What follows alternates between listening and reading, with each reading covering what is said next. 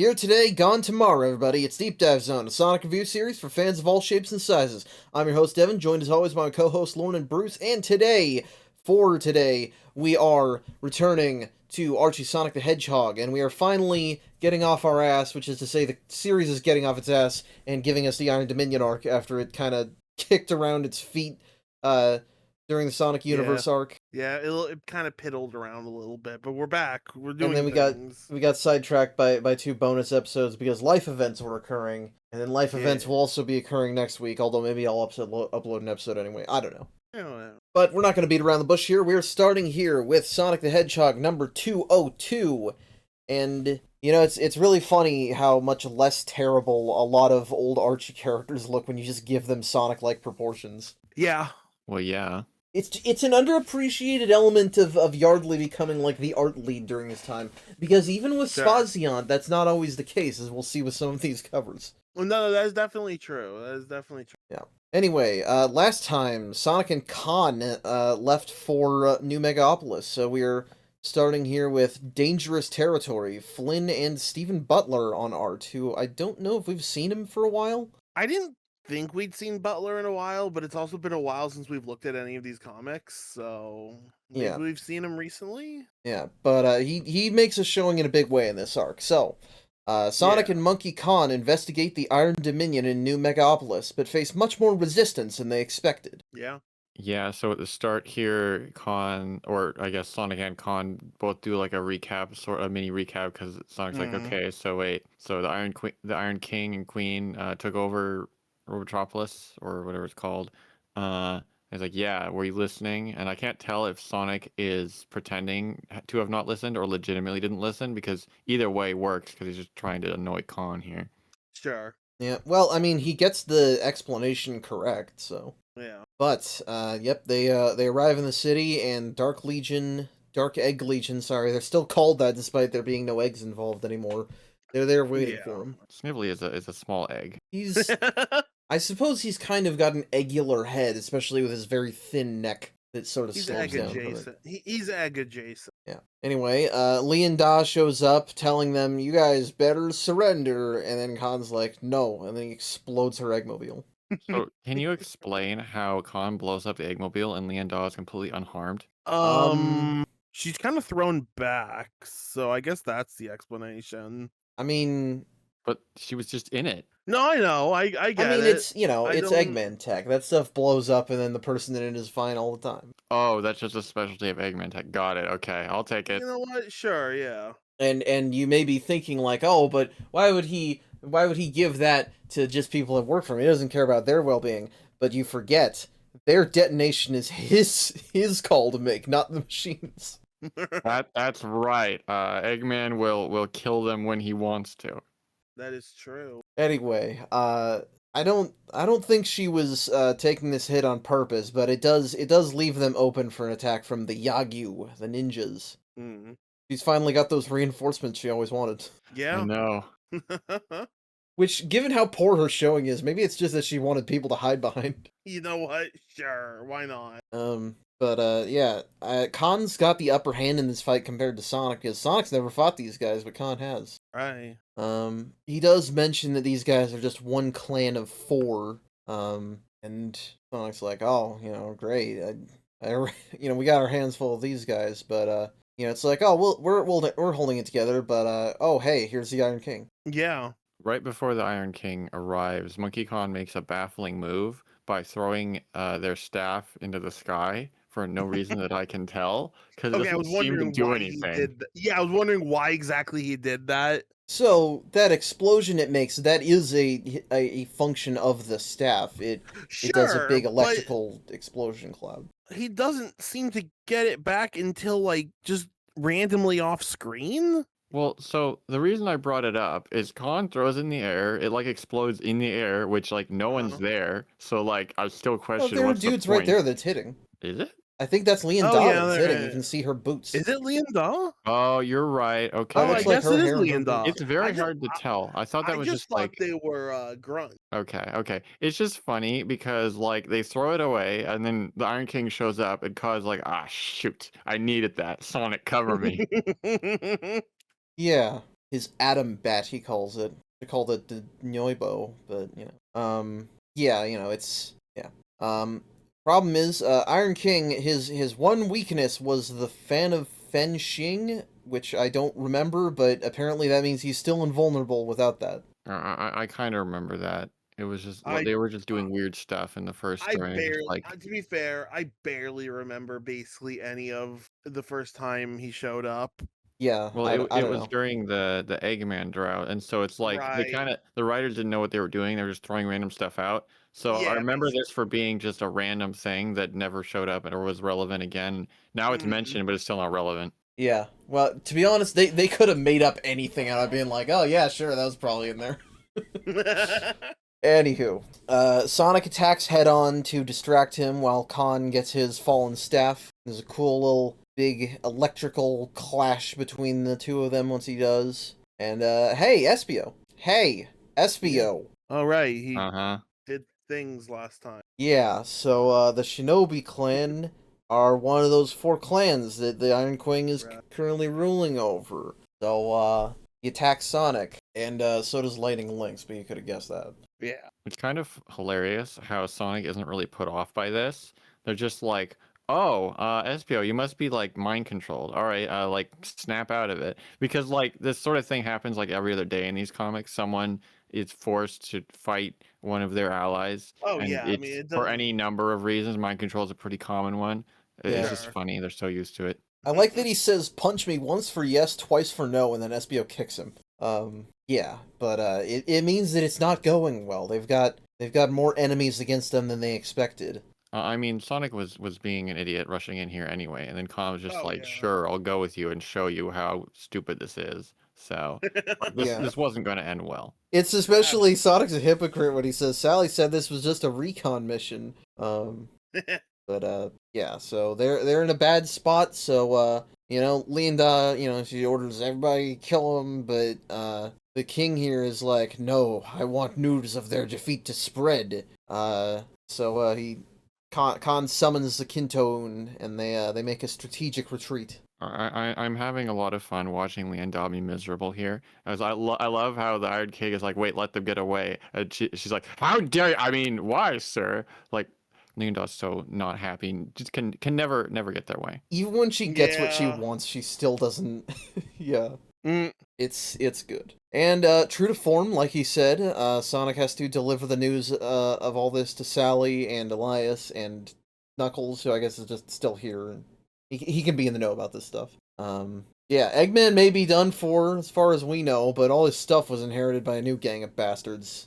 And Yeah. I guess Espio Yeah, is one of and Knuckles' guys, so that was what you'd tell him. Yeah, but he's being a bastard right now. I can't believe no one points out like, oh, we kind of let this happen. I mean, I guess Khan sort of said that last time, but like this could have been avoided so easily if they didn't just walk away from the many villains that were still I there. mean, partially, yes. However, as we're going to see in time, even if they had taken Snively, most of this probably still would have happened. Well, I'm not just Snively, also like the Dark Egg Legion they just ignored.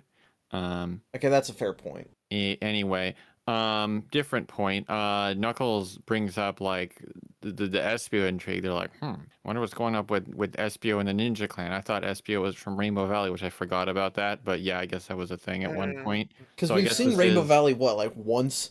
And it was just some Something like place. that, yeah. yeah. So I guess this is kind of a retcon. Yeah. Oh, yeah, no, it's for sure a change to what we knew before, but, he's a ninja, he's stealthy, he's duplicitous, you can fake a backstory or two. Right. Anyway, Khan is very disappointed by his failures. He's like, what king am I supposed to be when I do this?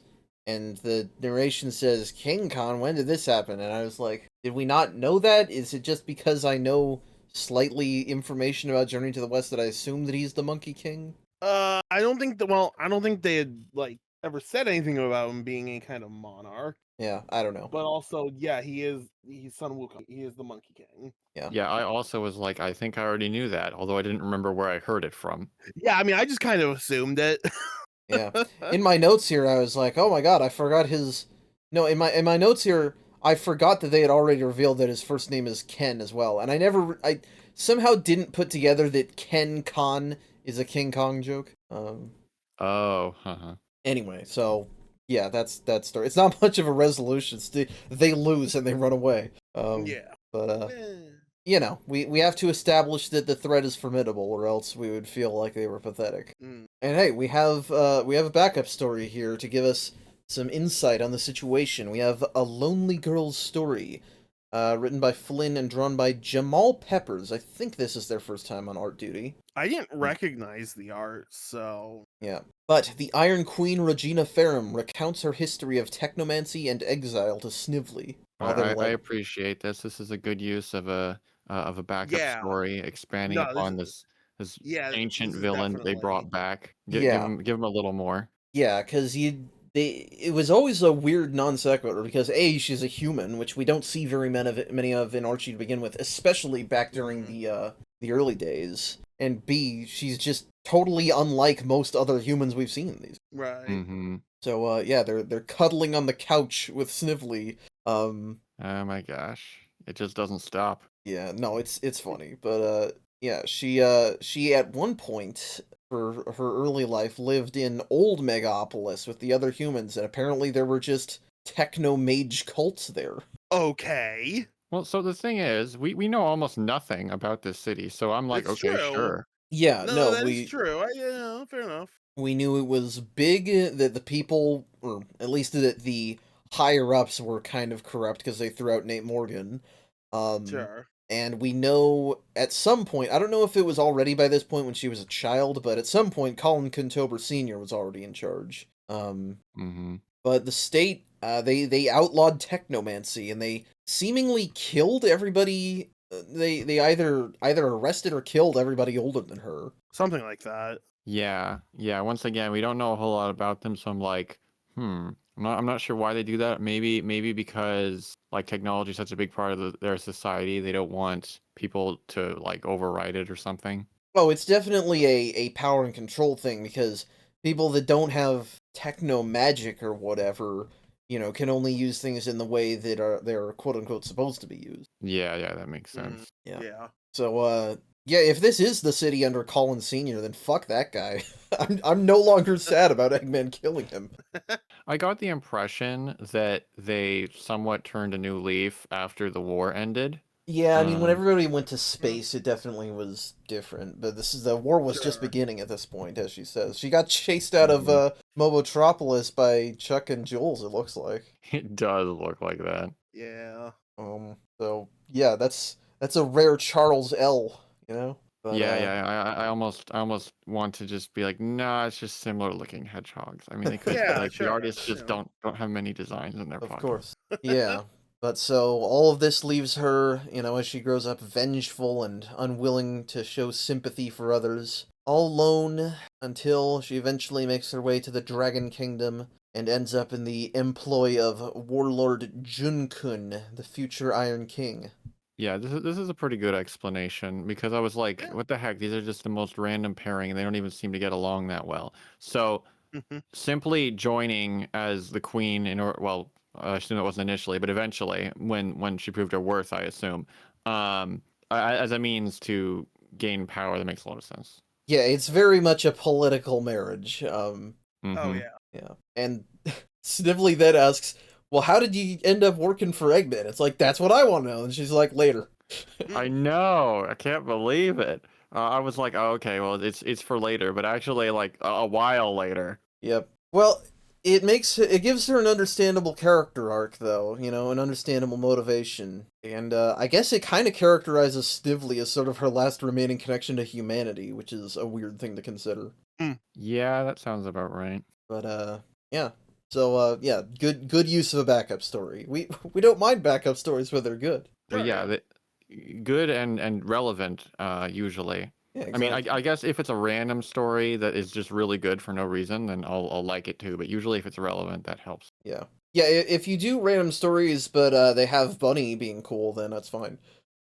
True. Sure, yeah. Anyway, speaking of Bunny, Sonic the Hedgehog number 203, he's finally punishing him for his sins. This is just a lie? It's just a complete lie? Yeah, no, this is a bait cover. What else is new?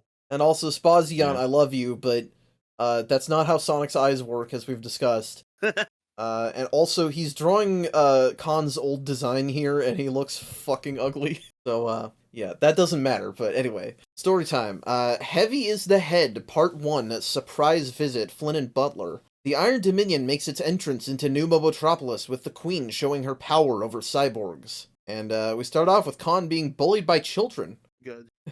Yeah, kinda. Deserved. But hey, there's Sasha. She grows up to be that reporter from last time. Oh yeah. That's right. Yeah. Yeah. Anyway. It's really funny because Sonic shows up and tries to act like the role model and is like, "Hey kids, don't throw rocks at people." And they're like, "But didn't you literally like attack this guy earlier?" And he's like, "Oh shoot." Oh damn it. It's because he attacked. Self-defense is fine. Actually, wait, Yeah, but Sonic isn't smart enough to think about that answer. Yeah, no, Khan was attacking them. He threw lightning bolts at them. Yeah, probably. I was like, did Sonic just attack him out of the blue? Was it that old school? But no.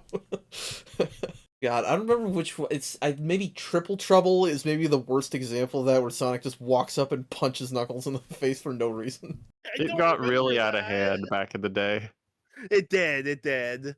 Oh. Anyway, Khan is not doing so hot mentally, so he's like, just don't worry about it, it's fine. He apologizes to the kids, he shrugs it all off. He's got more important things to worry about, I guess. And Sonic's attempt at consoling him, unfortunately just makes things worse. Because he starts shouting about how he had this prophecy that he was going to be king, and then it was a load of crap that didn't end up being true because he sucks.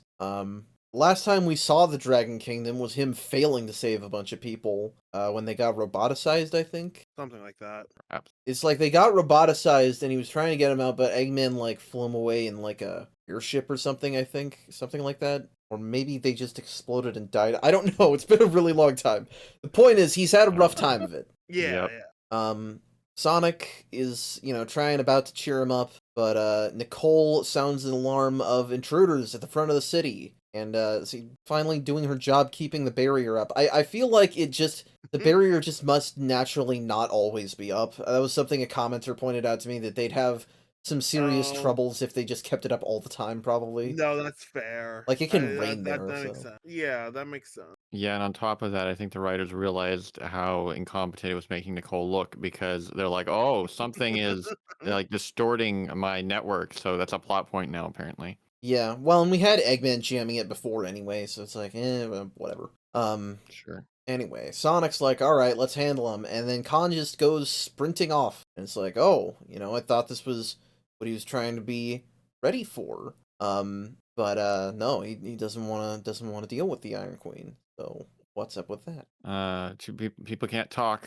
Too bad. No talking allowed. Yeah. No well, he's having a bad time anyway. He's in a state of emotional breakdown, but It's kind of fair. Fair, yeah. So, Sally and the Freedom Fighters are here to meet the enemy, but the villains are very confident in themselves. And well, we'll see what Khan is afraid of when Bunny and Tails strike first. Technomages can control cybernetic parts. Yeah. Bunny has had, between this and Adam, she has had a really rough time of it. They keep making her attack her friends, which is like the one thing she's most afraid of. Yeah. Yeah, well, I mean, Bunny really can't catch a break, but yeah, it's like throughout all their appearances, it just keeps happening. Yeah. It's worse here with Adam. He was just making her flail around wildly, but Queenie is really good at controlling the cybernetics. Right. She bodies most of the crew, and Antoine has this like deer in the headlights look as she's headed for him. She does manage to get out of the way as Sonic shows up, and Nicole has to manufacture some bars to put her behind. Except, oops, laser arm blaster. Too bad they have lots of upgrades. Yeah, every good thing she has gets turned against her. Yeah. There is some recuperation of stuff here in that Khan does save the very kids who were bullying him from that big blast. And unlike before, they know Bunny and they really want her to be okay, so they ask for his help. Yep. And, she does not look good.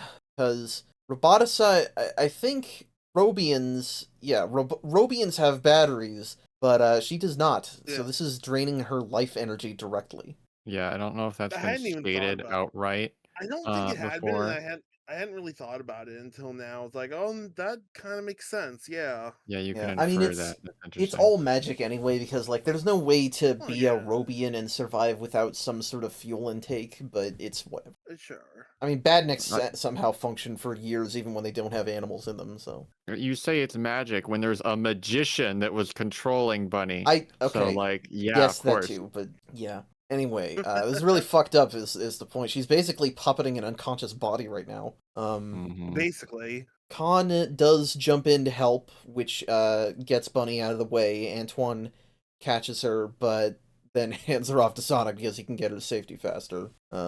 Which they don't treat that as like a big sign of maturity, but you can imagine that he would definitely be the one who would want to take her there, but it's like, no, we got to do his best. So anyway, Khan gives a heroic speech about how Queenie's gonna fail, but Snively, the MVP of the Empire, shows up behind him and pulls the ring crown off his Archie. head. Yeah. Yeah, just takes it like that. I'm kind Yeah. of surprised, but I guess Snively caught them monologuing. Yeah, Basically. fucking incredible style. And also, everybody underestimates Snively because he kind of sucks. Yeah, true. So, yeah, we've gone from a bad situation with a cyborg to a worse situation with a cyborg because Khan doesn't have the same energy problems, I think. Assumingly not. Yep. And, man, these action stories really fly by fast, huh? No kidding. But, everything is proceeding according to, Queen's plan, so, it's definitely suspense. And our backup story is dealing with the other side of that conflict, with Friend Indeed, Part 1, Flynn and Peppers. Knuckles is conflicted over the alleged betrayal of Espio, but it looks like he may need to come to a conclusion earlier than he expects. Which is to say, Knuckles is thinking about how all this Espio stuff doesn't make any sense. And then, speak of the devil, he's right there. I don't know why he's here. He's very cagey about his duty before he attacks Knuckles. They'll explain. It's explained in either the next issue or the issue after. Okay, then I just have forgotten that. Yeah, it's Or definitely explained. mentioned. I don't remember if explained or mentioned is the right word, but it's brought up. But he definitely seems to be working for the enemy right now. So they have a rather short fight, but it ends on another cliffhanger, a very literal cliffhanger, because Espio is grabbing Knuckles' dreads, holding him up with a kunai lest he fall backwards off the island. Yeah, I'm gonna be honest. At first, I did not know what the hell Espio was holding when they first showed him grab something. Yeah, it just looks like a ribbon when he holds it in the other page. That's what I thought. I thought it was like a sash. I'm like, what the fuck is Knuckles wearing? Yeah, and yeah, it's cliffhangers the whole way down. So I guess we just got to keep going. Yeah. Yep. Sonic 204, Spaziant, seriously, that's his old design. You can make him less gross now. My got the enemy, wrong my design friend, Sonic sheet. versus Monkey Khan. Is Khan his friend? I don't know if I agree. No, they're acquaintances at best. Yeah. Well, Heavy is the Head Part 2, Iron Khan, Flynn and Butler. Sonic and friends struggle against the mind-controlled Monkey Khan. It seems the heroes now understand just what a threat the Iron Dominion truly is. So, yeah, Khan is turned, and he attacks everybody. He attacks the kids that he swore to protect. That's fucked up. I mean, it's a good way to show off that he's different now. He's changed. Yeah, he's cool now. No, I mean, it No, is they're kind still of cool. pretty He lame, looks let's be real. goth. It's a little over the top, in my opinion. It's a little over the top. I'm not a fan of the It's a design, little honestly. much. I mean, the circuitry everywhere means that it must be incredibly complex to draw every time. I do like the circuitry, but like the red flares of the eyes, just like okay, guys. It's a lot. Okay. It's Fair a enough. lot. I love that it turns the Kintone into a storm cloud. That's a little bit funny. Anyway, Sonic is doing the I know you're in there, don't let her take control thing, but like he's got control, buddy. Yeah, it's not. You have to beat them up, and then you can give the speech. Yeah, exactly. Right now, she's too wormed into his brain. Yeah. Like, okay, well, let's just get the crown back. Oops, Snively broke the crown. Yep, being very smart. Yeah, that's smart. Yep. But then Sonic's like, all right, well, I'll just go to the Lake of Rings and get another ring. So, and yeah, that's what they did before, is they put a ring on him, and It's like I I'm using forgot about that. parts of my brain that I haven't used in a long time trying to remember this stuff. Triggering memories. That's like, oh shit, that did happen. I'm gonna have a flashback. It turns out that some trauma I was repressing that was induced by MonkeyCon. I I wouldn't be mean, surprised. probably. Anyway, Sonic's going Uh, back to the League of Rings, but it means the others need to hold off Khan. And Antoine steps up. He is more than happy to oblige. Yep, Chad Twan alert here on pages 7 and 8. Fucking yeah, baby. Put his Uh, wife in Love that danger. He's the shit. bravest motherfucker in the room. Hetero rights, baby. God. Well, part of that is true. The first part. Yeah, they give it their gosh darn best here. I don't blame them at all for losing to Khan. They did their job. They stalled him. Yeah. Sally helps out too, so do Vector and Mighty. Yeah. The ring is unfortunately taking longer than expected. Nicole is having to run this thing artificially. This is all energy sourced from Robotropolis nuclear fallout, after all. Right. But she gives it some more juice, and the thing pops out just in time for Sonic to shove it over Khan's head, who is now flying directly at him. And yeah, that's why Khan ran away, because he's powerless without his crown. He can't do anything against the queen if she controls him. And I think the implication here is that she's the one who used him to destroy his own freedom fighters. They literally state that in a little bit. Yeah, they state that shortly. Okay, yeah, fair enough. So, yeah, that is deeply evil. Yeah. And, yeah, with that, the villains depart. They really just wanted to display their power. They're getting everything they wanted today. Yep. Basically. And the message is also clear that they fight smart, you know? They fight smarter than the blowhard they've replaced in this case. Yeah, definitely. At least toward the end of his career. Yeah. So yeah, we gotta lick our wounds, we gotta kiss and make up. You know, Antoine's very vindictive, but, you know, the kids are back on Monkey Khan's side in this case. They apologize for him. You know, and Antoine's like, oh, I'm not convinced, but Sonic teases him about, like, oh, you know, you used to be a coward too. And it's like, all right.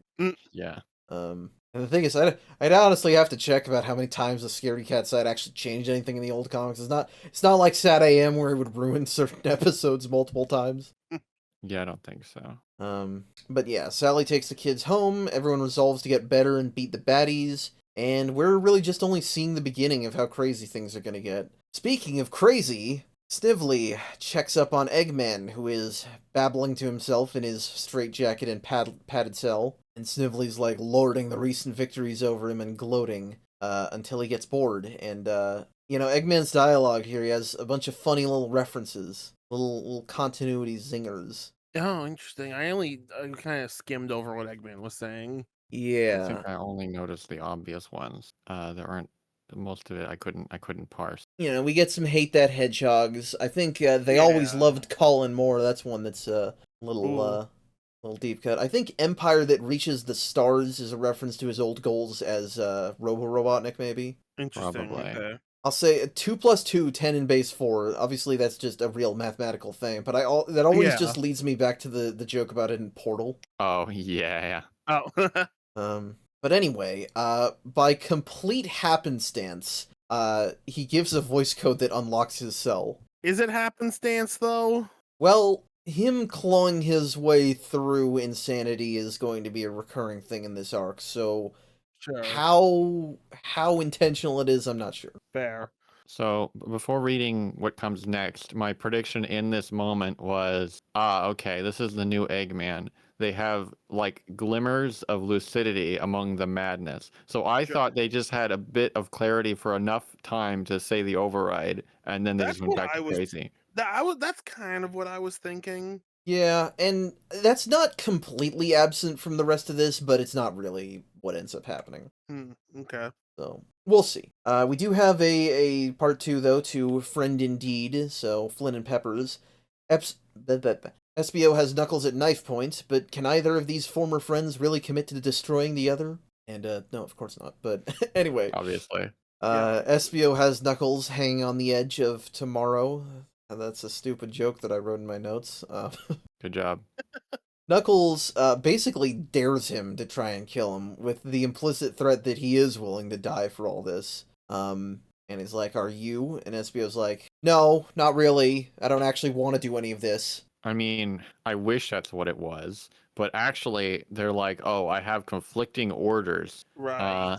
And the further dialogue seems to imply that SBO totally would have killed Knuckles if they didn't have an order to not kill Knuckles. I mean, in a way, but SBO does some rules lawyer stuff here. He's clearly operating as someone who wants to do what the heroes want. I don't think that he at any point here was like trying to make the Iron Queen win, but he's trapped between a rock and a hard place because he has certain orders that he has to follow, but he can't do all of it. I don't think he would actually have killed Knuckles. Honestly, I don't know. I barely know anything about SBO in the Archie continuity. Yeah, we don't know much about this SBO, so I'm kind of just accepting it at face value. I'm like, Well- okay, they're just duty bound. That's just how they roll. It's not like they hate Knuckles. They're just like, just orders, man. We'll Yeah, look at the just rest of orders, this bro. though, because he basically he has to use a bunch of verbal loopholes to explain to Knuckles that there's 4 clans that used to fight each other, that he serves the Shinobi clan, that the Iron Queen united them,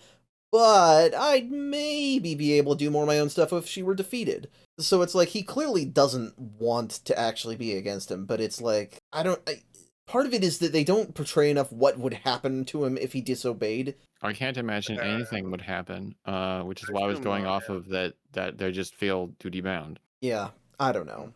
He ends up running away, and Knuckles still doesn't know what to do. So I guess this is one of those set up future stuff stories. I don't know. Mm-hmm. You're not wrong. So I'm not gonna tell you you're incorrect with that. So I don't know. Maybe it's just that I know I'm thinking too much in terms of SBO as a game character. They would never have him actually turn traitor. I don't know. sure, yeah. Because like anybody can beat up Sonic. People beat up Sonic every day. Anyway, Sonic number 205. The bait continues. The team up no one guessed, Sonic and Eggman. That's not what happens. This is even more of a lie than the other one. What the heck? Yeah, this is just outright bait. Yeah. Also, the logo is covering up Iron Queen's face. I don't know if we have a version of this cover without the logo, so she may be stuck with Sonic the Hedgehog on her face for all time. Damn. Eggman doesn't even wear those glasses in this issue. It's complete bait. Anyway. Yep. On the Run, Part 1. All the eggs in one basket, Flynn and Butler. Despite his shattered mind, Dr. Eggman manages to escape from his imprisonment at New Megapolis. And what else is a Robotnik to do but take a giant robot out to find Sonic the Hedgehog? Darn straight. Yeah, fair enough. Yep, so Eggman is still crazy, but now he's crazy and breaking out of jail. I imagine that he, he sat still so long before now because of physical exhaustion, but now he's good to go, you know? Right, he's fucking ready. I love that he bursts from the snow going, Snively! Like in Sat AM. And then they go right to Adventures of Sonic the Hedgehog, asking if they're Oh, snooping yeah. as usual. Snooping as I usual. love the snooping as usual. He does not know what's going on, but he does know he's going after that fucking hedgehog. You think a tiny yeah. goblin like Snively can stop Gorilla Arms McGee? I don't think so. No. Snivs goes running, and he just barely manages to tell Iron King Eggman's got out before he's already in a mech and wreaking havoc. And it's the fucking egg turtle from Rivals 1. I didn't even know that's what it was from. It is from a game, though, you're right. It's amazing that we played that game and we don't even remember. I barely remembered that was a game. Yeah. Also, they're wearing the glasses, so you were wrong. I'm sorry. Oh, I forgot. Okay. Oh yeah, he is wearing them right now. But I love this. He strapped a bunch of random technology to his arm, and he rifles through the absurd buildup of names he's accumulated over the years. Mm. I am Warlord Dr. Julian Ivo Eggman Robo Contober Mach 2. Yeah. Yeah, I get the idea that they don't really know, and this is supported later, like who they are or what they're doing or what point in their life they're at. And so I think they put on all this machinery on their arm to imitate when they used to have a robot arm. Oh, okay. Or maybe even when he was a full robot and he had the weird techno arm thing that would plug into stuff, if you remember that. Oh yeah, he did. Oh yeah, I kind of blocked that art. That was too weird. Yeah.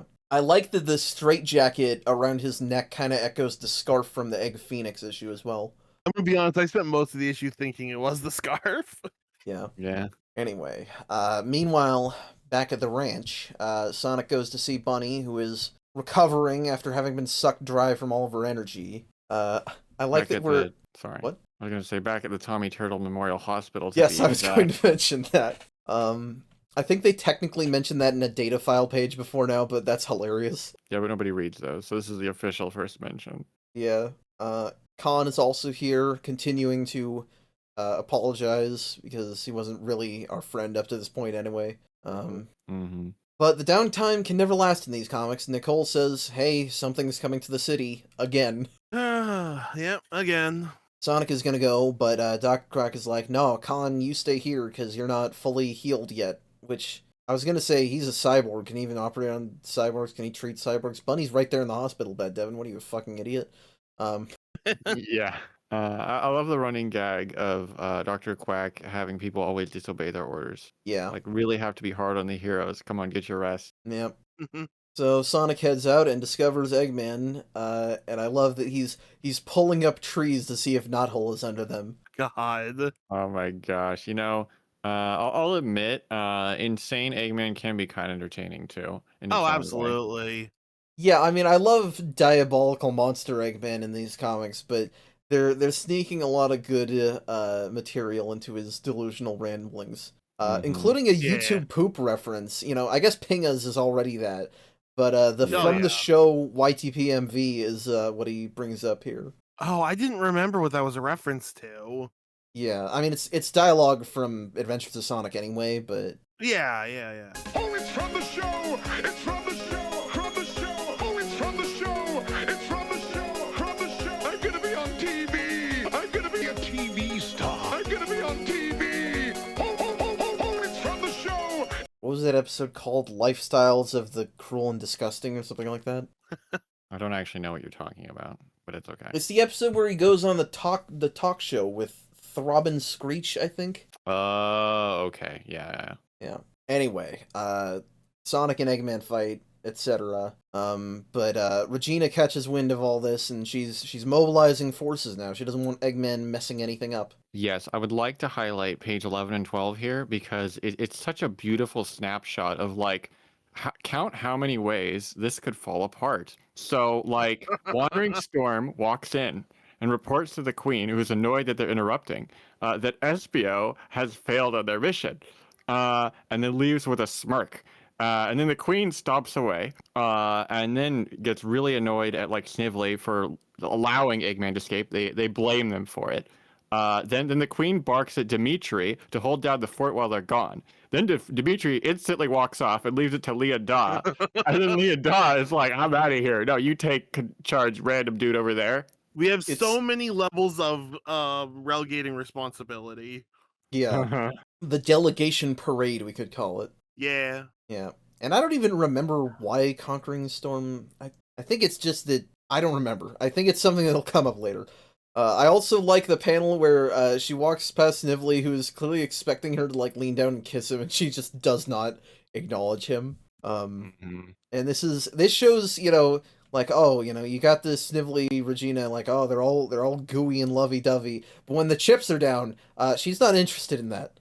She wants conquest. Yep, yeah. Priorities. Yeah. So, Sonic is basically just playing with Eggman at this point, and Tails shows up to shut the thing down with a simple bit of tinkering. Yeah, no, they're literally just messing with Eggman. I mean, Tails calls them out on it, and I didn't expect, like, Sonic to react this way. Like, I know they're, like, an empathetic character, but this seems more than I'm used to. I mean, like, being unwilling to even destroy a robot they're piloting at this point, like, I kind of get it. I mean, you want my honest opinion? I think it's partially for the joke, because the egg tortoise boss in Rivals is so pathetic that you literally can just run around it and never take damage. Oh, okay. I didn't think about that. I mean, that's partially me being facetious, but it's also that I think, because Tails does call him out. He's like, why are you going easy on him? And then Sonic's like, I don't know. He's clearly conflicted about all this,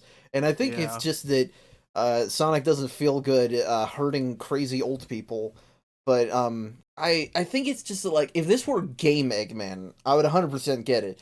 It's just that he's too much of a insane murderer for it to feel right. Sure. Yeah.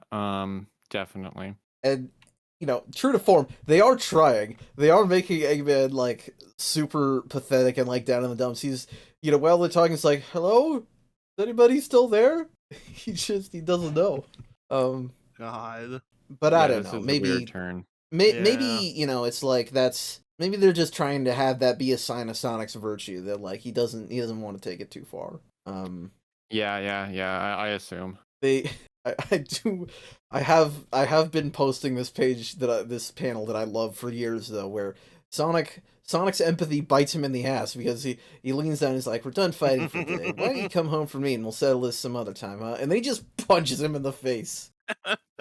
Yep, of course. And he he keels over, cackling to himself. Yeah, and Eggman then finally won. Yeah, he did. maybe this is all he wanted, They could keep him like this. Sonic could just like go visit him and get beaten up a few times a week, and Eggman would just be happy, just stay like this. God. Apparently, this is what Eggman has become. Unfortunately, now is when Queenie and the Legion arrive, so Sonic's like, alright, Tails, you take him home, I'll get ready for a real fight. And, yeah, that's our cliffhanger. But it is not the end of the issue, because we have yet another backup story. Birthright, Part 1, Flynn and Peppers. Lian Da has been stepped over and blocked from taking the Grandmaster role over the Dark Legion for years. Now, she decides it's not going to happen again, by any means necessary. So, Yep. we got a Queenie flashback earlier, and now we get a Lian Da flashback. Yeah, like we've seen a lot of this stuff, but this is a nice recap, Yeah. because it's been a long time and a lot of readers probably weren't aware of this at all. Sure. Well, and we've had Lian Da in these comics for a very long time.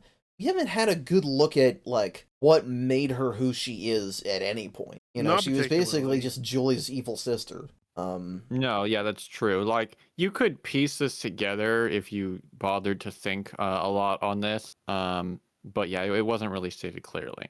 But yeah, she said she was going to her bunk before, and she sure did. She's angsting about not being in charge as usual. But in our flashback, we get to see her and Kragok, who was alive back then, planning his initial takeover of the Legion back in the day. It also says the Twilight Zone, aka the Twilight Cage, many years ago, so they were trying to retcon this with Sonic Chronicles stuff. Yep. There was another issue where a reprint had already changed Twilight Zone to Twilight Cage, so I was like, okay, yeah, they're doing more of that. Yeah, well, I brought it up at the time because I was like, oh god, did they actually directly steal something from Penders? No, it wasn't that in the original. Anyway, yeah, so the two of them are, let's see, so Luger is the father of Julie and Kragok and Lian Da, but I think all three of them have different mothers, maybe? Or maybe it's just Kragok and Lian Da who have the same mom. I don't know. But they explain here that Morituri Rex was the one who truly shaped the siblings, made them who they were, apparently. And because of this, they weren't afraid to murder their own father. Damn. Sounds right. Yeah. The first joint Grandmasters of the Legion, they say. And yeah, they plan to assassinate Luger and pin it on the Zoa, so Yeah, okay. So like, yeah, the Twilight Cage was one thing, but that's just a name. But when they're like, oh yeah, here's an energy weapon that we're testing out, it might be mistaken for a Zoa attack, and I'm like, okay, yeah, they were just fully planning to integrate the Twilight Zone with Chronicles canon. I assume they would have eventually brought more Chronicle stuff in through that by sort of merging the canons together, which is, man, I appreciate that as a Chronicles enjoyer, I will tell you.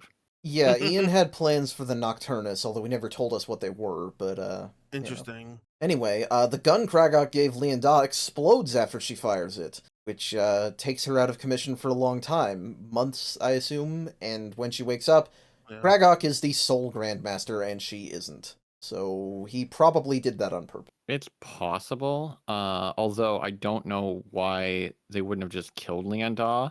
Like they totally could have, like when they're here all injured, but they actually do leave them alive. They do, yeah. And as commissar, so like I mean, maybe it's a little hard to read. I feel like they definitely didn't intend to make them leader, but I'm not sure if they intentionally injured them like that. I don't know.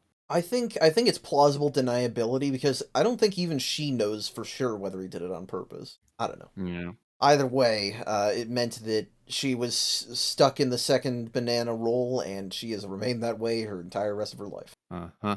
Every successive Grandmaster has gotten in her way, like Dimitri, and then Remington, and then Dimitri again. And speaking of Dimitri, he calls for her to talk to him, and she goes, but now she's thinking, I'm going to take that job by force. Yep, you could see this coming.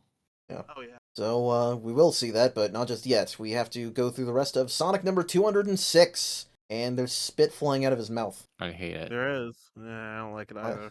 Why did he do that? I don't know. Anyway, On the Run Part 2, Troubles by the Dozen, Flynn Butler. The Iron Dominion sets out to recover the Mad Doctor from the heroes, but the Freedom Fighters work together to pay back their humiliation from the other day. And, yeah, Sonic on his own turf got the home turf advantage, I guess. Must be, because I don't understand. Sonic's strength is so inconsistent these days. Because like they Based on talk what he this says, big. it sounds like he's stopped holding back for this fight. I I mean, don't know why they were holding back before. they didn't know what to expect before. It was a quote-unquote recon mission, although that doesn't mean much. True. And I would say that they had a lot more Yagyu and Dark Legion. This is just one squadron. Yeah. I suppose. And maybe he's high off beating an Eggman robot. He's kind of back in his zone. They didn't actually beat it though. I mean, They yes, did but that. like, And then they got beaten by Eggman. So he got punched in the face. True, Yeah, he but did. I don't know. They He- lost. It was a loss. he's got was more a loss. confidence here. Anyway, he does a better job this time. Tails takes Eggman back. Ken getting, Con getting fucking flirty with Sally. And honestly, the weird part is not that he does that, but that Sally seems to be conciliatory. She doesn't, like, outwardly reciprocate, but she's giving him some looks, which is odd. I expect that out of these comics. They can't, no matter who the writer is, they can't avoid. Oh, we need some kind of relationship. Yeah. Yep. Well, let's hope it just doesn't get in the way, I guess. That's the preferable option. Yeah. Tails interrupts by returning with Eggman, so that's nice at least. And Yeah. Khan just says, we should just kill this guy. And it's like, I love it. Finally, the first guy to speak reason. But yeah, let's just fucking throw him into an incinerator. Like, Yeah. yeah. And it's But then Sally's like, wait, but they're a good bargaining chip. And Khan's like, okay, that's actually logical. All right. Fair yeah, enough. but it's like, and this is stuff that we go through with IDW nowadays a little bit. It's like, it's so mind-racking because I get wanting to make this a conflict, and I get, I understand having this be a thing that they talk about, but it's also like, that they can't. That they can't actually kill him and have him stay dead because Oh, it's well, SEGA. yeah. And it's like, just, at a certain point, I'm like, you guys, you keep talking about it, but it's not going to lead to anything. They should have just done it and apologized rather than asking for permission and getting a no. I don't And then losing the rights to Sonic the Hedgehog comics. It sounds like a Right, bad idea. That would be a ballsy way to end their comic, though. That would be funny, actually. We no, murder Eggman. No. Okay. No, this is not a problem if you just write intelligently. Do not put your heroes in a situation where they have the option. That's all you have to do. Yeah, I guess. No, that's fair. Well, we'll leave that discussion for when we do get to the IDW issues. Actually, Yeah. IDW is better because it's Mr. Tinker stuff. Anyway. Yeah, that's fair. So yeah, Sally's the boss. She says we'll keep him as a bargaining chip, and that's whatever, fine, close enough. She makes plans to have people set out to support Sonic. Queenie is pissed that Sonic is making a fool of her army. She doesn't want to be the guy who gets beat every week. I love that. That's a really fun thing you can have with rare villains like this. They're like screaming at Snively like, I don't want your usual record of failure. Like when they don't actually have many failures to look back on, they could just get furious. Yeah. So she sends in Iron King, and he is still really strong on his own, so he roughs up Sonic up something fierce. Oh, yeah. It is thankful then that that's when the Freedom Fighters arrive, only for Queenie to demonstrate her power, instantly detonating their transport hovercraft. Yep. So that's pretty good. but it does also open her up to attack from Tails and Sonic, while Amy and Antoine take on the King, which you can't really damage him, but you can knock him around, I guess. Yeah, I mean, they are able to damage his armor, which Yeah. is probably a good sign. Actually, I mean, hold I on. don't know what. Does he have horns, or is that part of his helmet? One of them broken off I believe that's part of the helmet, because I think when we saw him in the flashback. in the flashback, he didn't have horns. If he has horns, Okay. how did they get through that? How does he put his helmet on? That's a good point. All right. Yeah. I interpreted they're just really tough. They're not literally invincible. It's just like it's not worth trying, sort of a thing. Yeah, it's possible. It's just really, really high defense stat, basically. Exactly. You have to crit to do any damage. Yeah. Oh yeah, you gotta roll a net. So, Sonic combos the Queen and Snively, and the King catches her falling Eggmobile, while Snively is simply forgotten in the background to have his explode. Yeah. You can feel the dynamic shifting. So the heroes they're just running back as soon as they can get behind the force field. They'll be good. But Sonic gets everyone to safety, but I love this page where he goes back and forth from the city grabbing his friends one by one, but he leaves Antoine for the last just to mess with him. Okay, but this is really mean for no reason. Like, Antoine is just like kind of panicked from this, and then Sonic just makes fun of them, like being like, "Wow, why are you panicked? Like, this is going to be so safe." And then they like prove them right on purpose by leaving them for last. Like, Tails can fly. Like, at least Yeah, Tails could have could have been handled last. himself. I mean, yes, but also Sonic knows that he's gonna be fine. It's ribbing, you know. It's when I think of Sonic bullying Antoine, I think of just like, you know, nasty aggression, and here it's like he's gonna be. Sure. Yeah, I guess. It's fair. I can see your side of it. It's fine. Anyway, Nicole does get the shield up, and the heroes are safe. Although she gets a weird feeling again. Happened a couple times now. Khan and Bunny do show up at the front to sort of be smug pricks toward the villains. I feel like Khan gave Bunny that little win there. Yeah. They want to they want to show, you know, we're not down for the count just yet, and the villains are all, you know, they're all disheveled and burnt up this time, so it's like right. So they retreat for now, stepping over Snively in the process. Yep, who just caught up to the rest of them. Yeah, it's really good because, you know, he engineered this entire takeover, and now he's crawling in the ground, being walked past by the people he set up to run it with him. Yep. Yeah. And then, we get this scene. Sonic goes to see Eggman in prison, and he shifts through various versions of himself from different time periods. Yeah, the thing is, I don't hate this idea. The thing is, it just it came out of nowhere, and I'm just like, why did this happen? Sure. That's the real problem fair. for me. Like, if there was some actual reason why Eggman got in this state, it's kind of interesting. Yeah, I think we already discussed in the 200 episode that it's like it was very sudden, and the way they built toward it, it's like it's not that they didn't build toward it, but we didn't get introspection about it. Yeah, like, I mean, I guess this is what they're going for. But I'm thinking if Eggman was a victim to something tangible, then I would get it a lot more. Why Sonic was like sort of holding back against him. Like if Eggman, I don't know, there was some weird disease or something that caused this to them, then I think the Sonic side would make a lot more sense, because then everyone else would be like, oh, we have to take advantage of this. And Sonic's like, no, it's not fair or something. But for this just to happen, it's just because Sonic did this by winning too hard, I guess. Basically. But it's not like he did anything different from usual. You know, if Sonic got mad and like he beat Eggman so hard he got a concussion or something, you know. Oh my gosh, that would actually make sense though. Yeah, you know what? Yeah. I mean, I can see Sega not going for that though. But yeah, no, I could definitely understand Sega. Just put the kibosh on that. Yeah, but Eggman falls asleep. Khan asks, you know, why? Why do you treat him with any kind of sympathy? And Sonic's like, I don't know. I just don't have the capacity to be cruel to him. I don't know.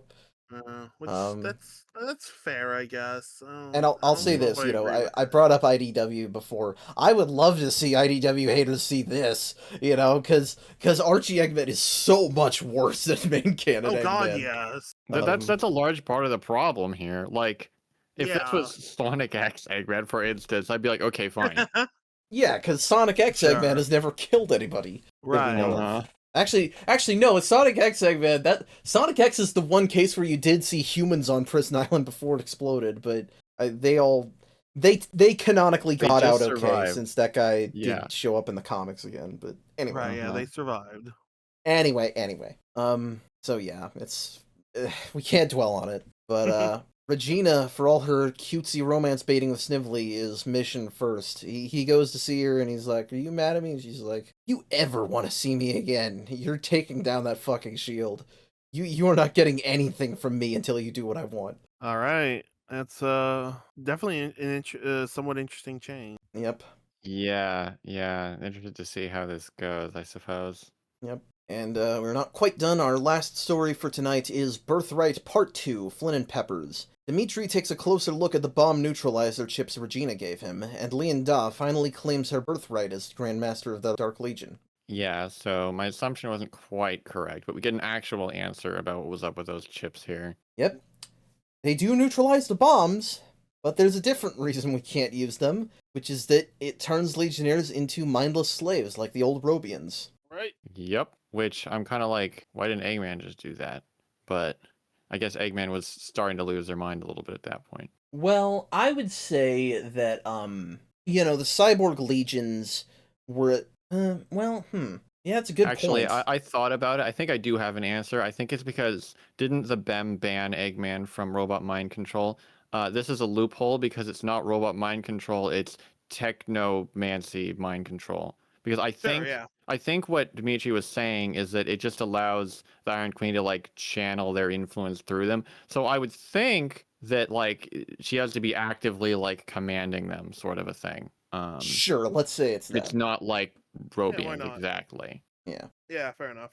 And it's also possible that maybe Eggman would have made something like this if he could, but it's something in the technomancy that only Regina can do. I don't know. Anyway, Dimitri did manage to take the Iron Queen's DRM off of one of them, but it's not going to be enough for everybody, especially if others can fail. So Lian Da's like, well, could we mod the mind control so we are in control instead of Queenie? And Dimitri's like, yeah, but we're obviously not going to do that to our own guys. Obviously. Lian Da is going to do that to her own guys. Yeah, she's tired of being treated like shit by her own people, effectively. I feel so bad for Dimitri here. So do I. The guy like was so busy watching the Legion's back that they forgot to watch their own back. Basically. Like, if they had stopped for a moment to think about what Lian Da just asked, they could have foreseen this, but oh well. They would have put two and two together, but that's a rip and piss. Yep. She explodes the head bubble and disables his tentacles, and then she puts him in a box. Lian Da is loving this though. They're just like, oh, don't worry. You won't suffocate. Your battery will just run out eventually. Damn. Yep. I mean, it just looks like a cardboard box, so he wouldn't suffocate in there. Yeah. Yeah, no. Well, but Lian Da is choosing not to kill them. They're just boxing them away and being like, have fun, basically. Yeah. Have fun living out the rest of your life, fucker. Well, she wants him to suffer, probably. Oh, absolutely. That's my point, yeah. Yeah, she absolutely does. For every horrible thing Dimitri has done, he would not forsake his own people. But Lian Da lacks that weakness. Lian Da absolutely will. Yep. So Lian Da, finally Grandmaster of the Dark Legion. Seems like there's only one real way that anybody takes that role. Basically. Yep, it's tradition. Yep. Definitely. I like on this panel on the last page that the Iron King just looks so bored on their throne. Yep. Yeah, he does not care. All this Pender stuff is so fucking good under Ian's pen. Oh yeah, I mean there was potential, and here you go. It's being realized. Yeah, Pender's writing was the epitome of there's potential there, but God, is he not utilizing it? Yeah, so good issues today. I think largely good ones. Solid, yeah. Oh, definitely. I'm loving this. This has all been interesting. When they teased the Dominion last time, I was like, this is everything I was hoping for. Yeah, and they're doing good on follow through. Yeah. So naturally, next time on Deep Dive Zone, no, we're doing something else again. No. We've got another Sonic Universe arc. It is at least tradition. It is at least Knuckles. You know, it's not more future stuff. It is main continuity. We're gonna see some Knuckles stuff, and we will have mention the upcoming stuff would be on Sonic Universe would be Knuckles. So Yep. Mhm. And we will have one issue of Iron Dominion, so we'll get that at least. Alright. neat. But with all that said, yeah, we made pretty good time tonight. I had fun. You know, I Yeah. wish we didn't have to skip next week, but it's all just people's lives. I'm not blaming anybody. It's fine. I It's just fine. really It's a way to just get more excited. I just really like Mm. this arc. You know, when I first read it, I thought it was magical, and I'm glad that it's still pretty good. Yeah. No, it's- I'm shocked. They're holding it together, and Yeah, and yeah. Eggman is only there like by necessity. It's like you can't have too many Basically. issues without Eggman. But like they don't really need Eggman at the moment. Yeah. So, with all that said, thank you all for watching. Thank you to my lovely co-host for being here. If you like this video, please feel free to share, like, comment, and subscribe. And if you have any questions, comments, criticisms, suggestions, or feedback, you can reach us at any of the links in the link tree in the description. That's where we are done for tonight. So, thank you all so much for watching. We will see you next week for another exciting episode. And by next week, I mean maybe the week after that, depending on how I do this. I hope you all have a great rest of your week or 2 weeks. I hope you all have a great rest of your night. And take care.